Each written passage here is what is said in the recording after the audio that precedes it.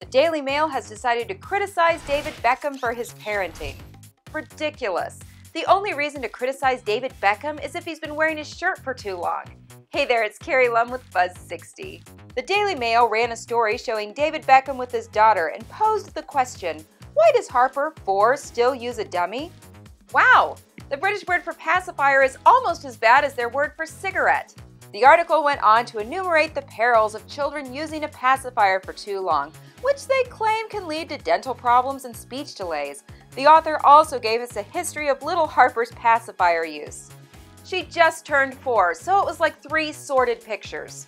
Mr. Beckham was not pleased and called out the Daily Mail in his Instagram feed, saying, quote, "Why do people feel they have the right to criticize a parent about their own children without having any facts?"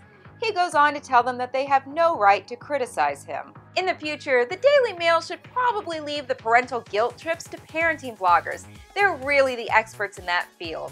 Buzz60. Now you know, pass it on.